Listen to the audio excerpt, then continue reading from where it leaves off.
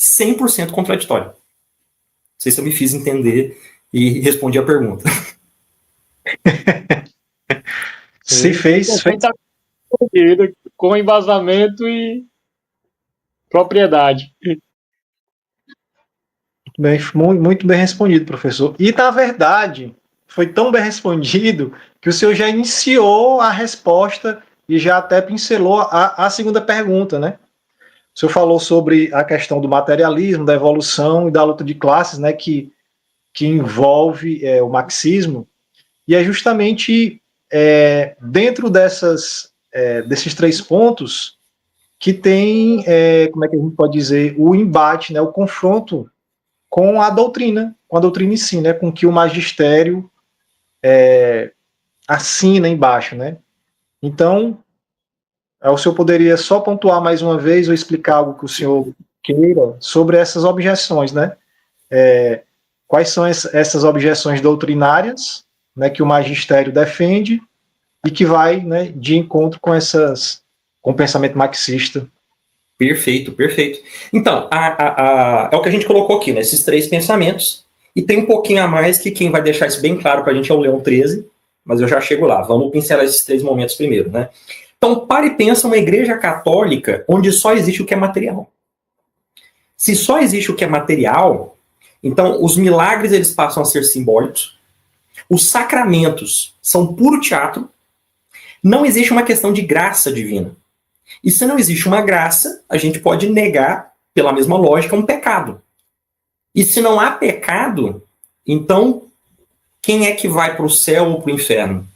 E se não há um céu ou inferno, ou pelo menos não há um padrão de quem é que vai, quem é que não vai, eu não preciso ser melhor. Aí uns outros vão falar, não, mas não é porque você precisa de uma recompensa que você precisa procurar ser bom. Você tem que ser bom de qualquer jeito. Ok, beleza, faz sentido. Mas o que é ser bom? E aí, dentro do pensamento materialista, ser bom é estar do lado dos oprimidos. Então, eu vou saudar as culturas oprimidas, então vou estar do lado do negro, vou estar do lado do gay, vou estar do lado do pobre, vou estar do lado da mulher, vou estar do lado de qualquer minoria que for criada, em qualquer grupo aí, né? E a gente já viu como esse assunto de minoria ele é complicado, porque existem as brigas de minorias entre as minorias. Por exemplo, um negro, comparado com um branco, ele é oprimido, mas um negro comparado com uma negra, ele é opressor. Né? Então, assim, agora podemos colocar aqui, uma negra comparada com uma negra trans, ela vira opressora. Então, tudo é muito relativo, né, dentro desse contexto, né? E aí a gente vai ter brigas e brigas, como a gente já viu aí, por exemplo, o movimento lésbico que botou fogo em sede de editora de revista gay, porque considerava algo extremamente machista. Então, tá vendo? Você tem as brigas. O LGBT, o ninguém larga a mão de ninguém, eles não estão tão de mão dada assim. O que une esse pessoal? A raiva ao opressor. Então, por que a esquerda estava extremamente mal das pernas quando o Bolsonaro foi eleito? Porque eles não tinham inimigo em comum. Quando o Bolsonaro é eleito, a esquerda passa a ter um inimigo em comum. E aí, o que acontece? Todo mundo se une para derrotar o inimigo.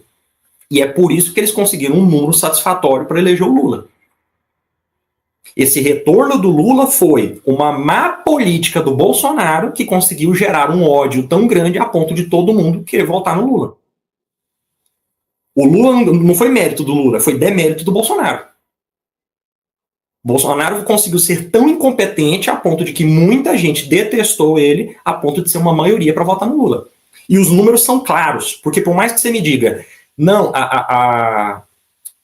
Lula foi a maioria, mas foi por muito pouco que ele ganhou. O número de brancos, nulos e abstenções foi tão grande quanto. Então você tem ali um terço apoiando o Bolsonaro e 2/3 contra o Bolsonaro. E desses 2/3, pouquíssimos são pró-Lula. Só estavam contra o Bolsonaro mesmo.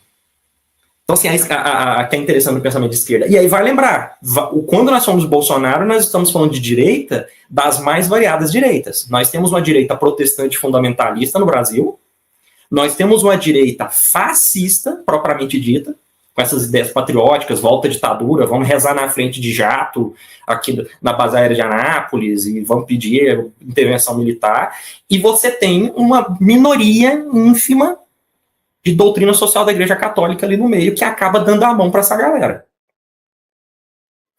Então, assim, o cenário, ele é confuso. Isso tudo porque a gente estava falando aqui, onde eu cheguei, no inimigo comum. Então, no ambiente católico, você não tem, então, uma virtude no ambiente católico da teologia da libertação, porque a virtude é estar com os pobres. Então, o padre Júlio Lancelotti dá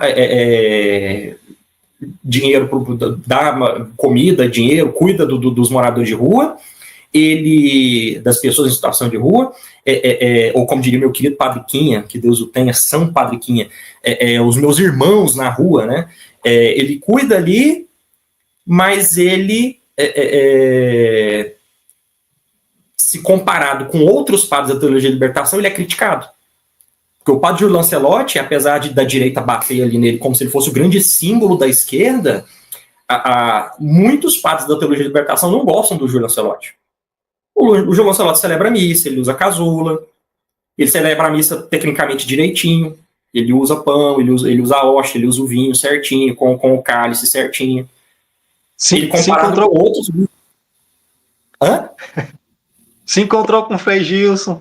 Se encontrou com o Frei Gilson, usou hábito. Então, assim, para alguns padres TL, ele não é TL o bastante. Então, aqui, não há uma construção clara do que é ser santo, o que é ter uma virtude no ambiente da teologia da libertação. Porque é muito contraditória a coisa. Porque ela é, na verdade, um grande jogo político. Ela não é uma santidade objetiva, que a hierarquia pode atestar ou que você pode sentir por meio da graça. Não. Ela é algo totalmente construído politicamente. E se ela é algo construído politicamente, não interessa a religião, porque, na verdade, você pode se construir politicamente fora da Igreja Católica. Então eles vão bater palma para Mãe de Santo, vão bater palma para líderes de outras religiões, vão bater palma até para ateu. E falar, não, tá tranquilo, não tem problema. Só que eu te digo, se uma religião diz que você pode ser qualquer coisa, você não precisa ser daquela religião. E aí, o que vai acontecer com a teologia da libertação? Ela vai esvaziar as igrejas. Ela vai criar um bando de ateu. E aí, a gente vai para o próximo passo, que é a luta de classes. Se os leigos têm que ser igual aos clérigos e os clérigos precisam ser igual aos leigos, então nós não precisamos de clérigos. Porque qual é a diferença de eu ter um padre se o líder da comunidade faz a mesma coisa? Se qualquer pessoa, qualquer ministro da Eucaristia ou qualquer bispa anglicana pode subir e consagrar comigo?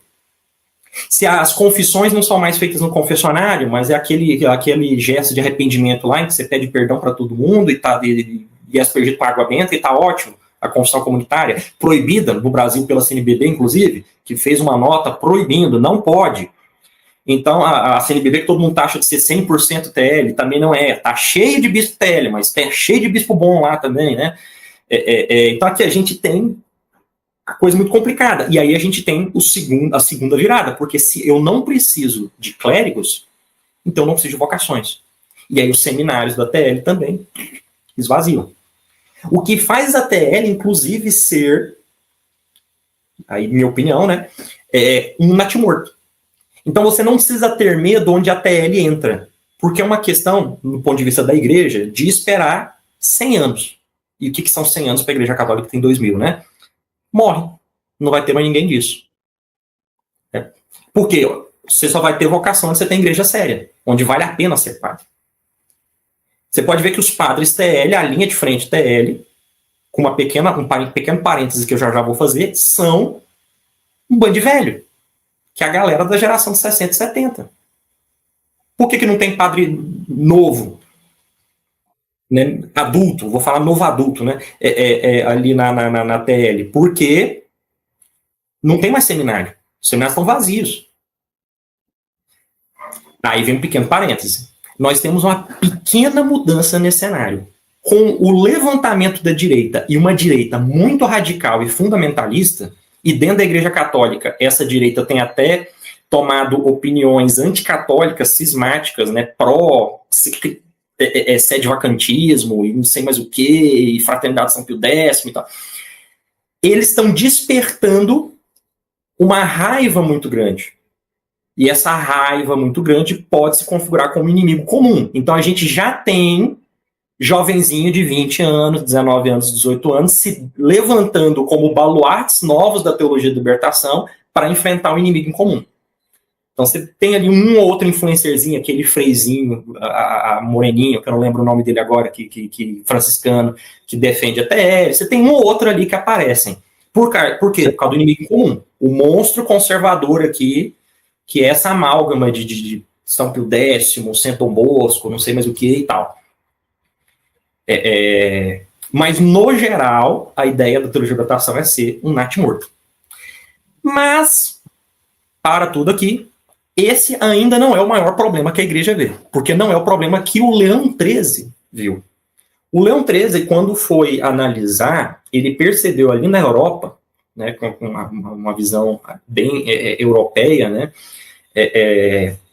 de que os trabalhadores queriam ter direitos trabalhistas.